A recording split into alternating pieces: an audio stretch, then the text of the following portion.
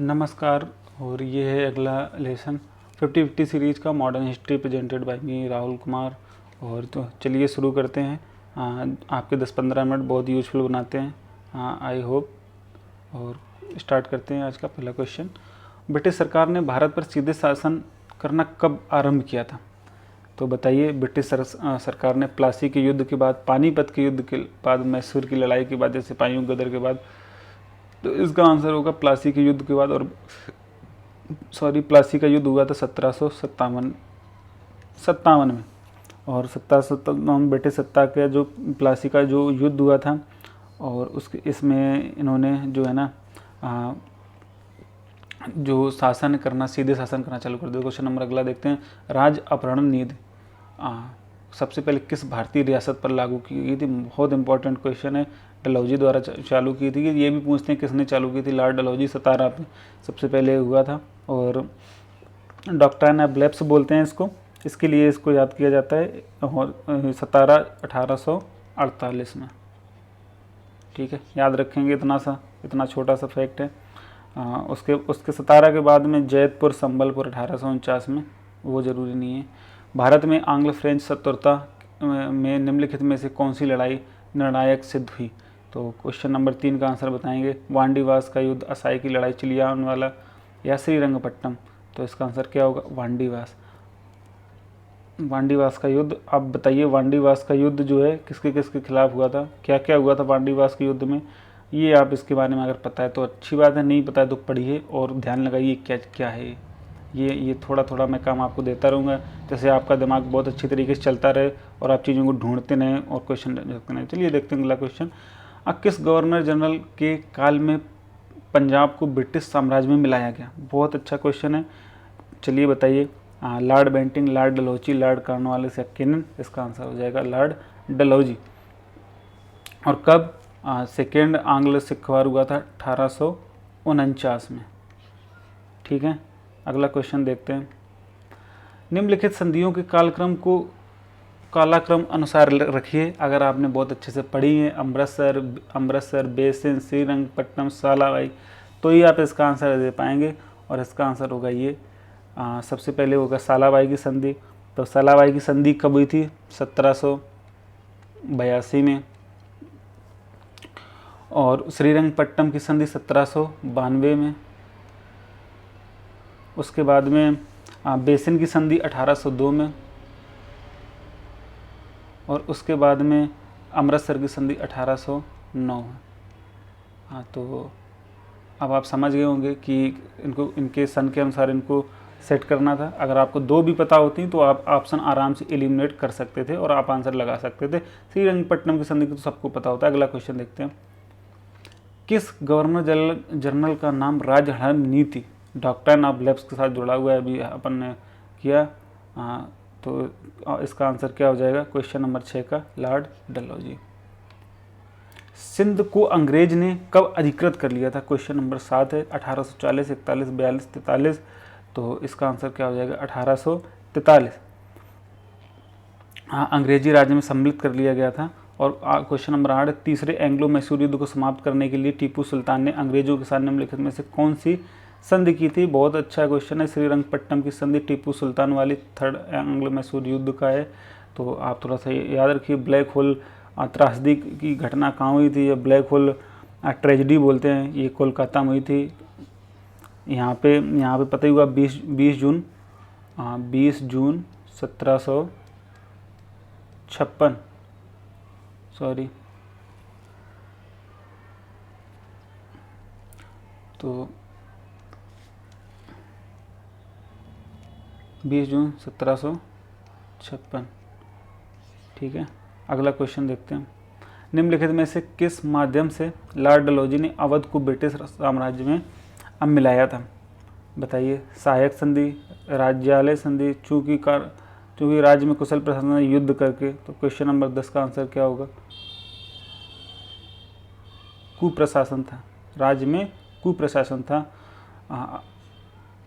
Lord Dalhousie ने अवध को doctrine of lapse के थ्रू अपने में हड़प लिया था। तो क्वेश्चन नंबर 11, आउटरम की रिपोर्ट के अनुसार 1856 में अवध को, ठीक है, 1856 में इसको याद रखिए। ब्रिटिश की राजनीतिक शक्ति किसके बाद प्राप्त हुई? तो क्वेश्चन नंबर 11 का आंसर क्या होगा? प्लासी के युद्ध के बाद। सब ये याद रखना, 1757 का युद्ध बहुत इंपॉर्टेंट, इनके बारे में थोड़ा डिटेल से पढ़िए, ये दोनों युद्ध के बारे में क्या क्या हुआ था और कैसे इंडिया की जो हिस्ट्री थी और इनका अंग्रेज़ों का कायाकल्प था कैसे हो गया। झांसी के राज्य को इसके द्वारा भारत में ब्रिटिश शासन का हिस्सा बनाया गया। तो सीधी सी बात है, राज्य अपहरण नीति, डॉक्ट्रिन ऑफ लैप्स, तो इसका ये आंसर हो जाएगा। प्लासी की लड़ाई किनके बीच लड़ी गई थी? ईस्ट इंडिया कंपनी और शाह आलम। 1757 की भी हम लोग बात कर रहे थे, वही बैटल ऑफ प्लासी है। तो आप बताइए किसके किसके बीच हुई थी? क्वेश्चन नंबर 13, इसका आंसर क्या होगा? ईस्ट इंडिया कंपनी और सिराजुद्दौला। उसके बाद में अवध के नवाब थे सुजाउद्दौला, और ये अवध के नवाब, दिल्ली के नवाब और बंगाल के जो थे, तीनों मिलाकर उन्होंने 1764 में एक युद्ध लड़ा था। आप उसके बारे में थोड़ा सा डिटेल में पढ़िए, आपको अच्छा लगेगा। जब 1856 में डलहौजी ने अवध पर कब्जा किया था, तब नवाब कौन था? बताइए भाई, तब उस समय नवाब कौन था? नसीरुद्दीन महमूद शाह, वाजिद अली शाह, सुजाउद्दौला, अली वर्दी खान। आंसर क्या है? वाजिद अली शाह। वाजिद अली के बारे में अगर सुना होगा तो बहुत बड़े नवाब थे जो जूतियाँ तक नहीं पहनते थे। इनके बारे में बहुत सारी कहानियाँ प्रचलित हैं, आप समय निकाल के पढ़िए। अभी तो हम अपन लोग अगले क्वेश्चन फोकस करते हैं। पेशवा प्रथा ब्रिटिश द्वारा किस पेशवा के काल में समाप्त की गई थी? क्वेश्चन नंबर 15, और इसका आंसर क्या होगा? रघुनाथ राव, नारायणराव, माधवराव द्वितीय या बाजीराव द्वितीय? इसका आंसर क्या होगा? बाजीराव द्वितीय। क्वेश्चन नंबर 16, बक्सर की लड़ाई वर्ष में लड़ी गई थी? 1764, हम लोग डिस्कस करते आ रहे हैं लगातार। क्वेश्चन नंबर 6 आते हैं 17 पे। तो 1757 में प्लासी के युद्ध में सिराजुद्दौला के साथ किसने? मीर कासिम। हाँ, मीर कासिम और मीर जाफ़र में। आज ज़्यादा कन्फ्यूज मत करिए, क्योंकि के और जे, पहले कौन आता है? के, फिर आते हैं जे। इन्होंने गद्दारी कर दी तो मीर जाफ़र आ गए थे, ठीक है, जे और के, सॉरी। तो ठीक है, तो 1757 में किसने विश्वासघात कर दिया था? मीर कासिम ने। क्वेश्चन नंबर आते हैं 18 पे। 1767 और से 69 ईस्वी में ब्रिटिश और हैदर अली के बीच लड़ा जाने वाला पहला मैसूर युद्ध किसके द्वारा समाप्त हुआ? Question number 18। क्वेश्चन नंबर 18 का आंसर क्या होगा? पांडिचेरी की संधि, मद्रास की संधि, मैसूर की संधि या एक्सला सैपल की संधि? तो इसका आंसर क्या होगा? मद्रास की संधि। मद्रास की संधि हो गई थी। हैदर अली के बीच लड़ा जाने, ब्रिटिश और हैदर अली के बीच जो युद्ध लड़ा जाने वाला था वो समाप्त हो गया था मद्रास की संधि के बाद। क्वेश्चन नंबर 18 का आंसर होगा मद्रास संधि। 19 पे आते हैं। सर आयर कूट निम्नलिखित में से किससे संबंधित थे? सर आयर कूट। क्वेश्चन नंबर 19 पे डिस्कस करते हैं। तो वांडीवास युद्ध, अडियार युद्ध, आम्बूर या कूट? इसका आंसर क्या होगा? वांडीवास का युद्ध। दूसरे आंग्लो मैसूर युद्ध में गवर्नर जनरल कौन था? क्वेश्चन नंबर 20 का आंसर क्या होगा? दूसरा आंग्लो जो मैसूर युद्ध था, Lord Wellesley, Sir John Shore, Lord Cornwallis, Warren Hastings. Answer क्या होगा? Warren Hastings. Question number 20 important question है, याद रखिए। सेकंड आंग्लो मैसूर युद्ध, ठीक है। 29 प्लासी का युद्ध किस वर्ष हुआ? सबको पता है, रटा पड़ा है। देखो कितनी बार आया है, 1 2 3 4 5 6 आते ही रहता है। लोग बोलते हैं क्वेश्चन आते नहीं, ऐसे ही क्वेश्चन आते हैं।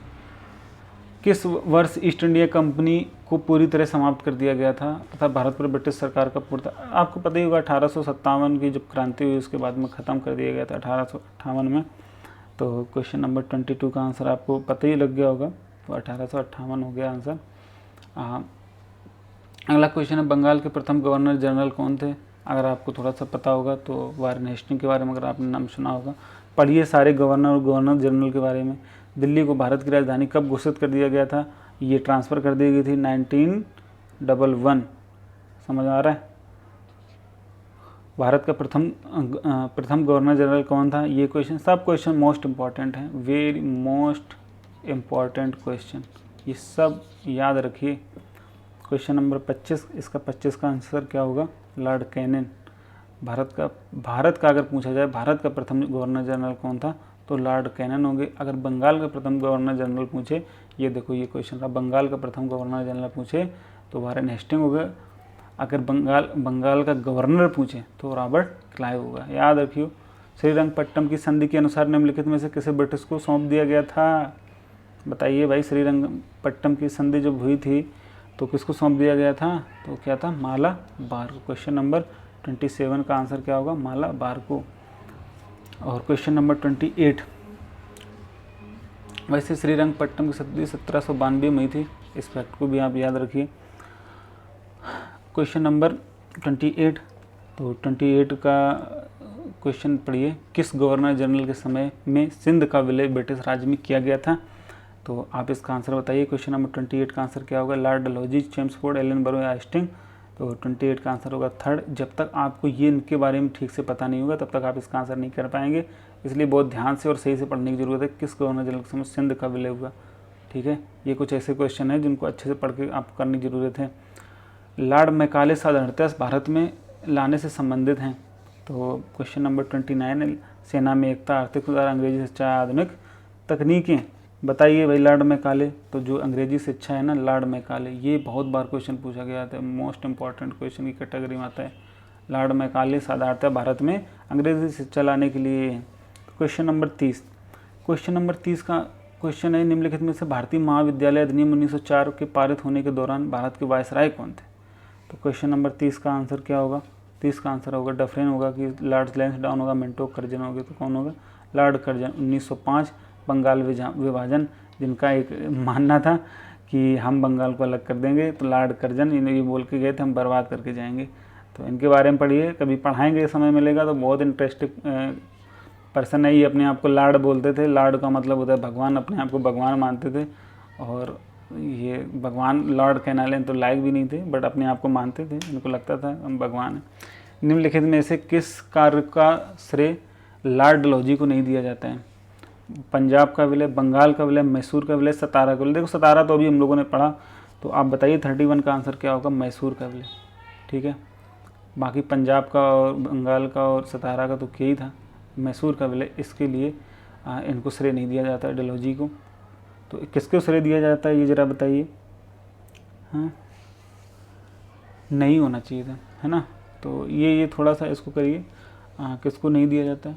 तो निम्नलिखित में से कौन सा कार्य लॉर्ड कर्जन के समय काल में नहीं हुई? कर्जन, ठीक है। बंगाल का विभाजन, भारत लोक सेवा मंडल का गठन, अकाल आयोग का गठन, हंटर आयोग का गठन? मोस्ट इंपॉर्टेंट क्वेश्चन है, याद रखिए। लॉर्ड कर्जन मैंने अभी बताया तो नहीं हुआ है ना।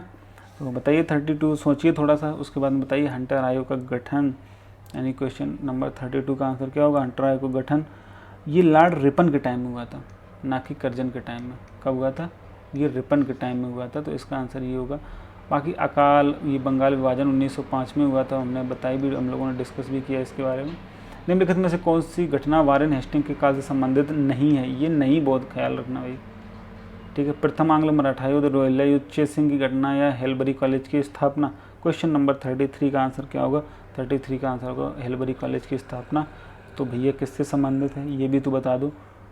तो ये किसके संबंधित है? वारेन हेस्टिंग के काल से संबंधित नहीं है। बताइए बताइए।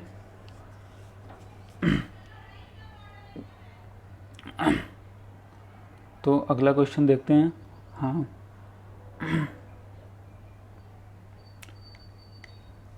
निम्नलिखित में से कौन सी घटना वायसराय लॉर्ड लेटन के समय काल की नहीं मानी जाती है? अफगान युद्ध, बर्मा युद्ध, आर्म्स एक्ट या प्रेस एक्ट? लॉर्ड लिटन, ठीक है। क्वेश्चन नंबर 34 का आंसर क्या होगा? बर्मा युद्ध, ठीक। जो 3 बर्मी युद्ध या एंग्लो बर्मी युद्ध हुए हैं, ये लॉर्ड एमहर्स्ट के टाइम पे हुए हैं, लेटन के टाइम पे नहीं हुए हैं, ठीक है। ये बहुत इंपॉर्टेंट है, ये पूछा जाता है। प्रेस एक्ट किसके समय काल में आया? तो आप याद रखेंगे किसके समय काल में आया? लेटन के टाइम में। आर्म्स एक्ट, प्रेस एक्ट, दोनों लेटन के टाइम में आए, इनसे क्वेश्चन पूछा जाता है। बहुत अच्छे से ध्यान रखिए, याद रखिए। निम्नलिखित में से किस निर्णायक युद्ध ने अंग्रेजों के भारत में प्रभुत्व को संस्थापित कर दिया? ये क्वेश्चन हम लोगों ने अभी डिस्कस किया है, तो इसके बारे में आप थोड़ा सा पढ़िए, और मैं थोड़ा नहीं बता रहा हूँ। और ये अपना आ गया असंगौली की संधि अंग्रेजों और किसके बीच हुई थी? क्वेश्चन नंबर 36, तो इसका आंसर क्या होगा? गोरखा के बीच में। ये बहुत इंपॉर्टेंट क्वेश्चन है, याद रखिए, IMP है। और 37 प्रथम आंग्ल सिख युद्ध के समय भारत के गवर्नर जनरल कौन थे? तो बताइए भाई कौन थे? लॉर्ड हार्डिंग, प्रथम आंग्ल सिख युद्ध के समय। ये थोड़ा सा इनकी गवर्नर जनरल की एक लिस्ट बनाइए, उनके बारे में इम्पॉर्टेंट दो तीन चार चीज़ें लिखिए और आप इसको करिए। आई होप ये 15 मिनट आपके जो है ना बेस्ट 15 मिनट गए होंगे। आप इन क्वेश्चन को ध्यान में रखेंगे। अगर आपने 37 क्वेश्चन में से अगर 25 प्लस क्वेश्चन सही किए हैं तो एक्सीलेंट है। अगर 20 प्लस क्वेश्चन सही हैं तो आप 20 प्लस क्वेश्चन सही हैं तो आप गुड की कैटेगरी में आते हैं। लेकिन अगर उससे आपने कम क्वेश्चन सही किए हुए हैं तो आपको बहुत ज़्यादा हार्ड वर्क करने की ज़रूरत है और कम से कम जो क्वेश्चन है ना ये इनको मैक्सिमम से मैक्सिमम क्वेश्चन में कन्वर्ट करिए। और उसका केवल और केवल एक तरीका है कि जो आप कॉन्सेप्ट हैं अपने कॉन्सेप्ट को बहुत अच्छे से क्लियर करिए, उसके बाद में इन क्वेश्चन पर प्रैक्टिस करिए। और ये क्वेश्चन इसलिए मैं 10-15 मिनट में मैं 40-50 क्वेश्चन बनाता हूँ कि आप कभी भी खाते हुए, घूमते हुए, टहलते फिरते टाइम देखिए। Okay, thank you so much. Do subscribe and like and share.